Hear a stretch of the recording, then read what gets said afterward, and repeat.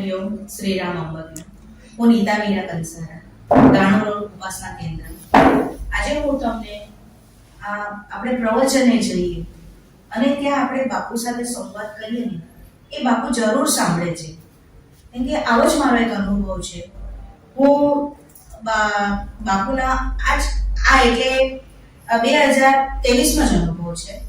હું બાપુના તે ટાઈમે છે ને, મને માથાનો દુખાવો બહુ થતો હતો. અહીંયા દુખાવો થતો હતો, અહીંથી મને અહીંયા આવ્યો, અહીંથી અહીંયા આવ્યો, એમ કરીને મને આખું અડધું મને માથું દુખવા લાગ્યું. અને અંદરથી દુખે, એવું પણ નહીં બહારથી. આપણે નોર્મલ માથું દુખે અને આ દુખે, એ આખું અલગ હતું.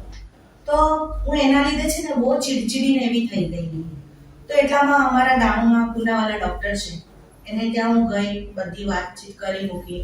એમણે મને 10 દિવસની દવા આપી અને મને MRI કરવા ગયો.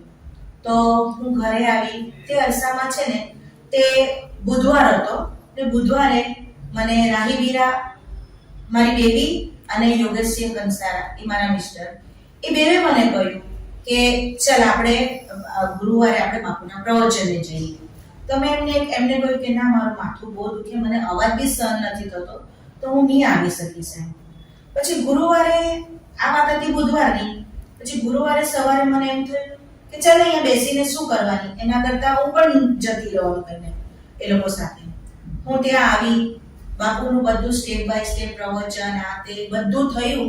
અને પછી જ્યારે આપણે બાપુની લાઈનમાં આપણે ઊભા હોય, બાપુ સ્ટેજ પર હોય, આપણે જ્યારે દર્શનની લાઈનમાં જઈએ, તે ટાઈમે હું તેવી રીતે બરાબર ગયા અને બાપુને હું પગે લાગી અને બાપુ ગમી જોયું અને બાપુને કહ્યું, બાપુ હરિઓમ, કેમ છો? મારી બાપુની નજર એક થઈ અને બાપુને કહ્યું, બાપુ કેમ છો?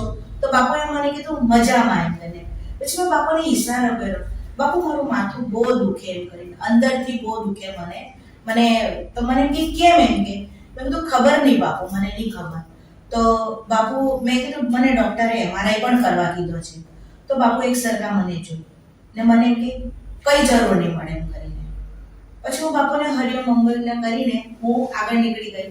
ઓલા ઝાલરમાંથી આવી, બાપુના દર્શન કર્યા, બીજા ઝાલરમાંથી નીકળી અને ત્યારનો દિવસ, તે આજની ઘડી મને કોઈ દુખાવો નહીં મળે માથામાં. બાપુ સાથે મેં સંવાદ કર્યો, એનાથી મને આટલો બધો ફરક પડ્યો. એટલે કહેવાનો મતલબ એમ કે આપણા મનમાં કઈ બી દુઃખ આ તે હોય ને, તો બાપુ સાથે તમે સંવાદ કરો. બાપુ એ બરાબર સાંભળે. હું ધીમેથી બોલતી હતી, પણ બાપુ બરાબર મારું દુઃખ સાંભળતા હતા અને એનાથી મારું બધું વ્યવસ્થિત થઈ ગયું. આજે મને કોઈ દુખાવો નહીં મળ્યો. હરિઓમ શ્રી રામ.